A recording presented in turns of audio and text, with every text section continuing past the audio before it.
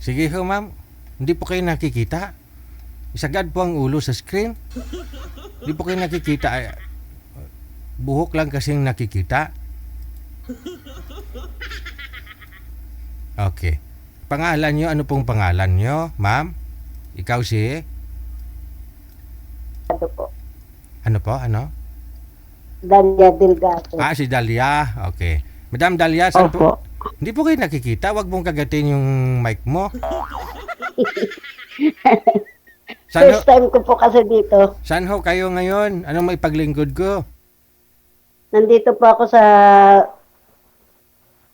Bulacan po. Sa Bulacan. Saan sa Bulacan? Sa Malolos. Malolos. Okay. So, ano may paglingkod ko sa iyo, Madam Dalia?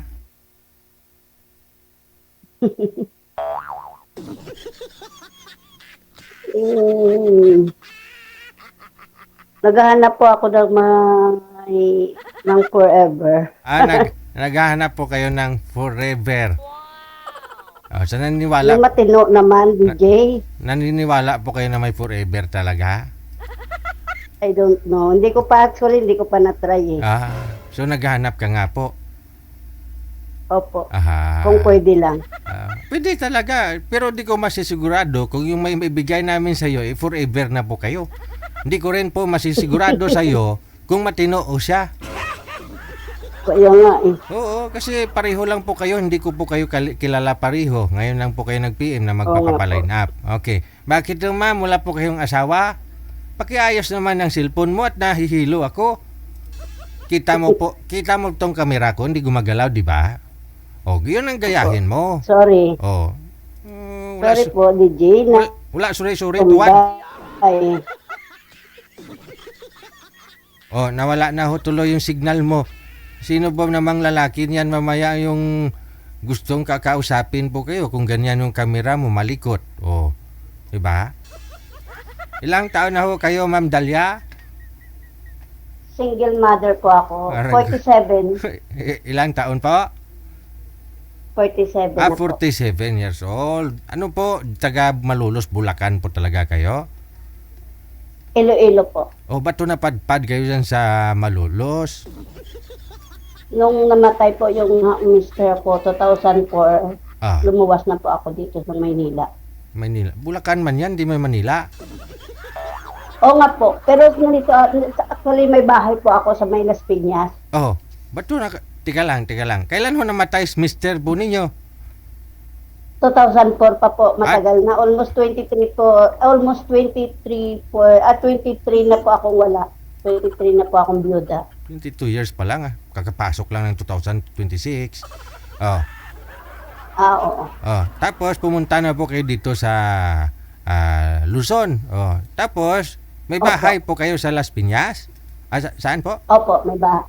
Sa Las Piñas po. Ba't sa BF Mansa. Sa BF Homes sa Las Piñas? Opo, sa may Almansa Ono. Ba't na kayo napadpad dyan sa Malolos? Dito po ang gusto ko magstay kasi mahabang kwento po.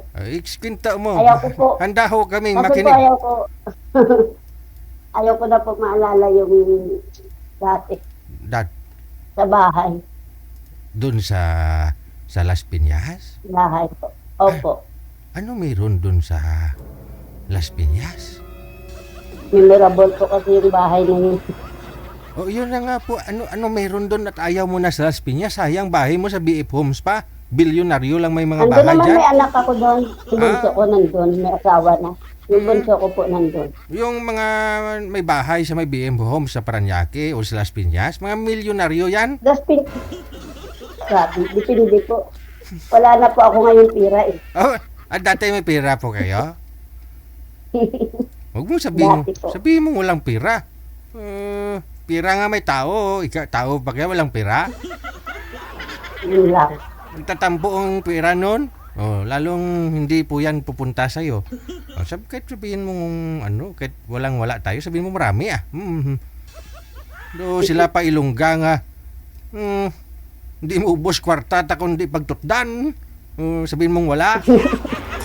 Depende po. Depende yan, DJ, sa Ilongga. Okay. So, anong nangyari doon sa bahay mo sa Paranaque? Ba't ayaw mo na umuwi sa Paranaque? Ayaw na po. Basta. Kasi po, kasi, nung Ano? nabiyuda ako, oh, 2004 po ako nabiyuda dito pa. oh, Almost 22 years na akong wala.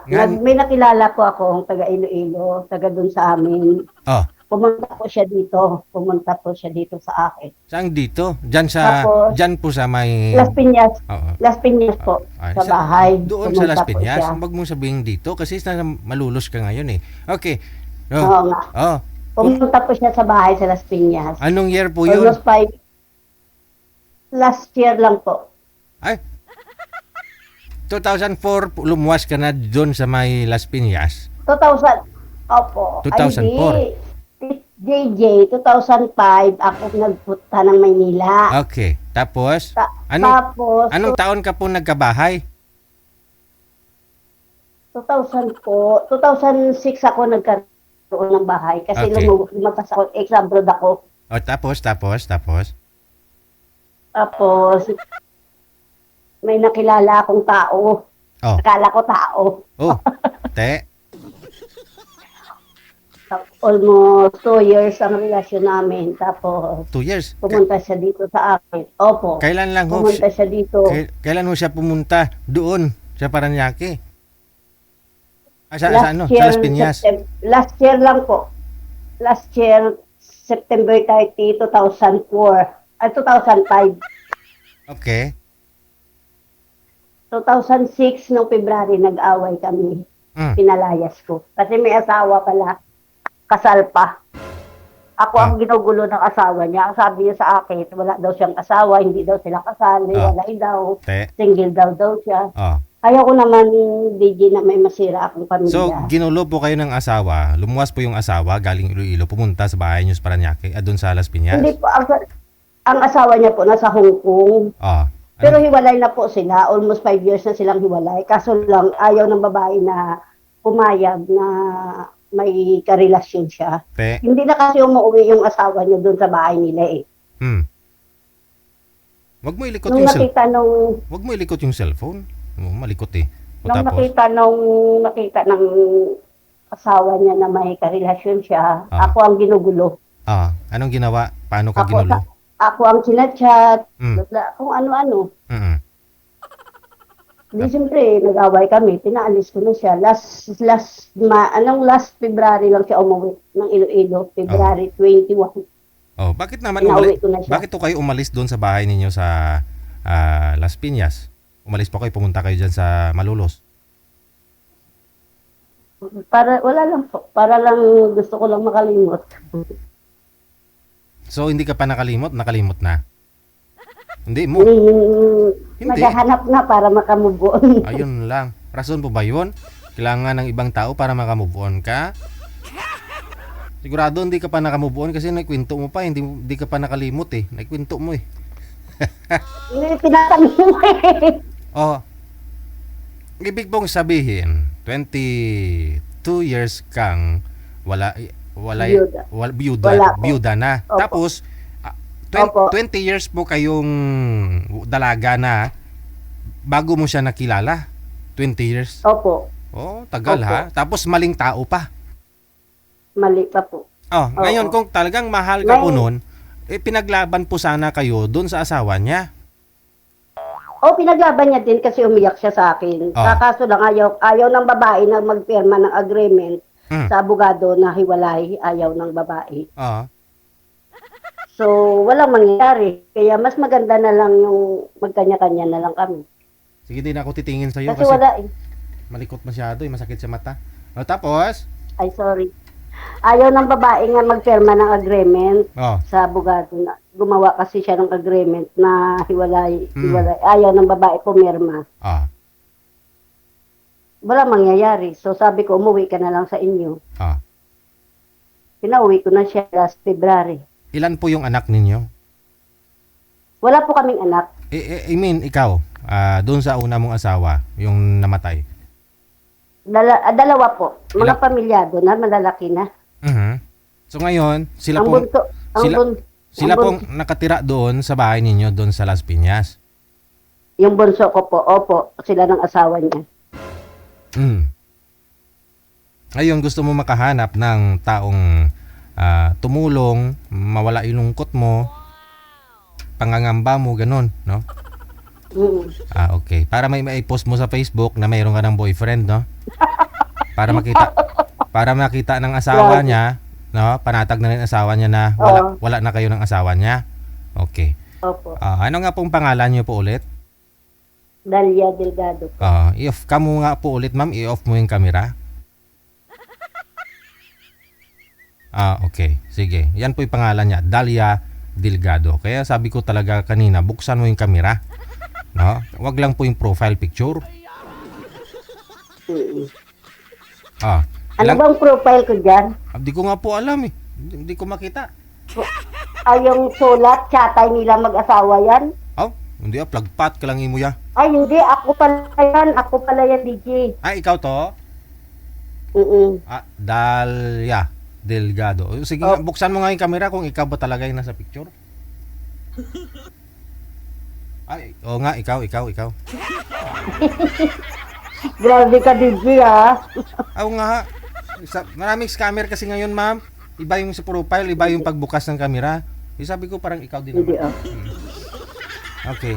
Nakasabi ko baka ibang picture yung nilagay mo dyan, hindi ikaw. Hindi rin pangalan mo, ganyan, no? Pero pareho po talaga, Dalia Delgado. Ano pong gusto mo sa isang lalaki? Yung mabait. Tapos? Hindi nananakit. Hanggat ako kung ano ako. Ganun lang. Okay, sige. Simple lang din naman ako eh. Simple, gwapo-gwapa si mo, simple. Ano po pinagkakabalahan niyo po ngayon? Wala po eh. Wala. Tawhay ba? Relax ba? Okay, kaninong bahay po yan dyan sa Malolos, pinuntahan nyo? Sa kuya ko po. Baka mamaya pupunta po yung boyfriend mo dyan. Wala po nakakaalam po dito. Matutuntun ka talaga noon kung talagang mahal ka niya. Diba? Hindi. So ilang years po? Umuwi na po ng ilan. Ilang years po kayo nagsama? Wala po, lang magpa 5 months. 5 months. Pero actually hindi naman totaling nagsama talaga, hindi. Ano lang? Kasi pumapasok po ako, nagtatrabaho ako noon kami. Gabi na po ako umuwi o kaya minsan pag nag-i-stay, pag naka-duty ako, minsan 15 days bago ako umuwi kasi magasto sa pamasahe. Okay. Pero doon siya lang mag-isa sa bahay. Sa bahay ninyo? Doon sa... okay. Las Piñas. Bakit hindi po siya nagtatrabaho dyan? Doon? Hindi, sarap ng buhay ng hayop na yun dito sa akin. Pinapunta mo eh. Tapos wala po palang trabaho. Siya ang nagpunta, DJ, Umuwi ako nung nalaman ko. Nag-meet kasi kami, umuwi ako ng Iloilo last year, July 19. Pumunta siya sa bahay, 19. Tapos nag-stay siya ng 4 days sa bahay. Tapos umuwi siya sa kanila. Bumalik siya kinabukasan sa amin. After noon, nung nalaman ko na may asawa siya ng ginulo, bumalik uli agad ako dito. 13 days nga lang ako doon sa Iloilo. Tapos sumunod, Agosto nang lipad ako, hindi niya alam. September, pumunta siya dito. Nagulat nga ako. Paano niya nalaman ang bahay mo kung hindi mo sinabi na kung saan banda sa Paranaque? Sigurado sinabi mo yun sa kanya, kaya natuntun po kayo dun sa... Contact niya po ang mga anak ko. Las Piñas pala. Contact niya yung mga anak. Contact niya po ang mga anak ko. At saka hindi naman kasi ako yung nagkukwento sa mga anak ko about sa mga personal ko eh. Na ganito na may asawa pala yan, no? Ganon, ganyan. Kasi okay sila, okay sila ng mga anak mo. Oo, tanggap siya ng mga anak ko eh. Kasi mabait nga po siya. Akala ko totoo nga yung may paiyak pa nga siyang nalalaman sa akin. Umiyak yun sa akin, Sir Didi, Mabait pero walang trabaho. Yun nga lang, tamad siya. Mabait pero tamad. Sige, hahanap po tayo ng hindi tamad na mabait. Yung gusto ko, Didi, yung 50 plus, Okay, ilang taon na nga po kayo? 47. Sige, standby lang po kayo. 48 na ako eh. Standby lang po kayo sa linya, ha? Alright. Okay po.